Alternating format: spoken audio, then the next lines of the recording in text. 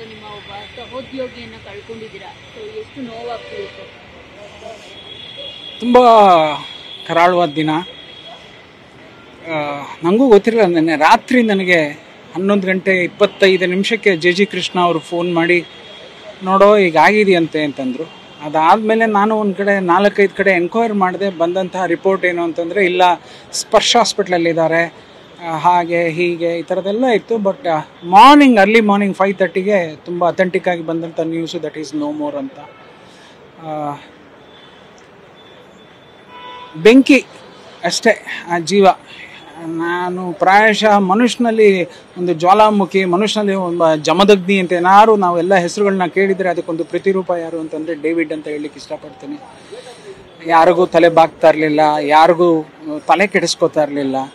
ತಾನಾಯಿತು ಆತನಿಗೆ, ನಿಮಗೆ ಗೊತ್ತಿದೆಯೋ ಗೊತ್ತಿಲ್ವೋ, ಬರೀದಕ್ಕೆ ಕೂಡ ಬರೋದಿಲ್ಲ, ಬರೆಯೋಕ್ಕೆ ಬರೋಲ್ಲ, ಅವ್ರ ಕನ್ನಡ ಬರೆಯೋಕ್ಕೆ ಬರೋಲ್ಲ. ಆತನ ಎಲ್ಲ ಎಮೋಷನ್ಸ್ ಕೂಡ ಹೇಳ್ತಾ ಇದ್ದರೆ ಅದನ್ನು ನಾವುಗಳೆಲ್ಲ ಬರೆದು ಅದನ್ನು ಒಂದು ರೂಪಕ್ಕೆ ತಂದು ಎಲ್ಲ ಮಾಡಿ ಪ್ರೊಡ್ಯೂಸರ್ಸ್ಗಳಿಗೆ ಮತ್ತು ಡೈರೆಕ್ಟರ್ಸ್ಗಳಿಗೆ ರೀಡಿಂಗ್ ಕೊಡ್ತಾ ಇದ್ದಂಥ ಇತಿಹಾಸದ ದಿನಗಳು. ಆ ಜೀವ ಎಷ್ಟು ಮುಗ್ಧವಾದ ಜೀವ ಅಂತಂದರೆ ಅದಕ್ಕೊಂದು ಬ್ಯಾಂಕ್ ಅಕೌಂಟ್ ಓಪನ್ ಮಾಡ್ಕೊಳ್ಳೋಕ್ಕೂ ಗೊತ್ತಿರಲಿಲ್ಲ. ಇಲ್ಲಿ ಪ್ರಜ್ವಲ್ ಲಾಡ್ಜ್ ಅಂತ ಒಂದು ಲಾಡ್ಜ್ನಲ್ಲಿ ನಾವೆಲ್ಲ ಡಿಸ್ಕಷನ್ಸು ಕೂರ್ತಾ ಇದ್ವಿ. ಬೆಳಗ್ಗೆಗೆ ಎಷ್ಟು ಬೇಕು, ಮಧ್ಯಾಹ್ನಕ್ಕೆ ಎಷ್ಟು ಬೇಕು, ಸಂಜೆಗೆ ಎಷ್ಟು ಬೇಕು, ಇದನ್ನೆಲ್ಲ ದುಡ್ಡುಗಳನ್ನು ಬೆಳಗ್ಗೆ ಎದ್ದು ಜೇಬಲ್ಲಿ ಇಟ್ಕೊಳ್ಳೋರು. ಎಲ್ಲಿಂದ ಎತ್ತಿಟ್ಕೋತಾ ಇದ್ರು ಅಂತಂದರೆ ಭಾಳ ಆಶ್ಚರ್ಯ ಪಡ್ತೀರಾ. ತನ್ನ ಮಂಚದ ಕೆಳಗೆ 100 ರೂಪಾಯಿ ಕಟ್ಟುಗಳನ್ನೆಲ್ಲ ಹಾಕ್ಕೊಂಡು ಮಲಗೋರು.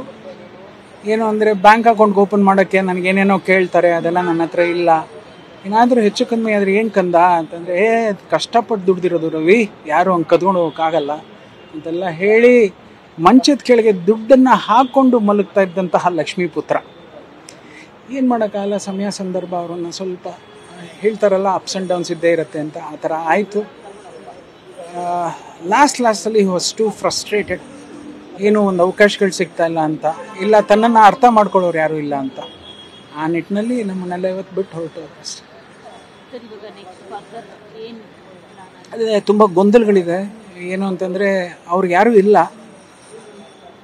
ನಾಳೆ ಇವಾಗ ಅವರು ನಾನು ಡೇವಿಡ್ನ ನೋಡ್ತಾ ಇದ್ರೆ ನನಗೂ ಕೂಡ ಅದೇ ಭಯ ಬರ್ತಾ ಇದೆ. ನಮಗೂ ಯಾರೂ ಇಲ್ಲ, ಯಾವ್ಯಾವ ಥರ ಇವರು ಮಾಡ್ತಾರೆ ಅಂತ ಗೊತ್ತಾಗ್ತಿಲ್ಲ. ಅಕ್ಕ ಬರಬೇಕು, ಅಕ್ಕ ಎಲ್ಲೋ ದೂರದ ಕಾಪು ಹತ್ರ ಇದ್ದಾರಂತೆ, ಬೆಡ್ ರಿಡನ್, ನನ್ನ ಕೈಲಿ ಬರೋಕ್ಕಾಗಲ್ಲ ಅಂತಾರೆ. ಏನು ಮಾಡ್ತೀವಿ, ಮಾಡ್ತೀವಿ ಅನ್ನೋದೇ ಕ್ವಶನ್ ಆಗಿದೆ. ಮುನೀಸರ್ ಹತ್ರ ಮಾತಾಡಿದೆ ಈಗ, ನಮ್ಮ ಮುನಿರತ್ನ ಅವ್ರ ಹತ್ರ. ಯಾಕೆಂದರೆ ಅವರು ರಾಜೇಶ್ವರಿ ನಗರ ಕಾನ್ಸ್ಟಿಟ್ಯೂನ್ಸಿಗೆ ಅವರೇ ಎಲ್ಲ ನಮಗೆ.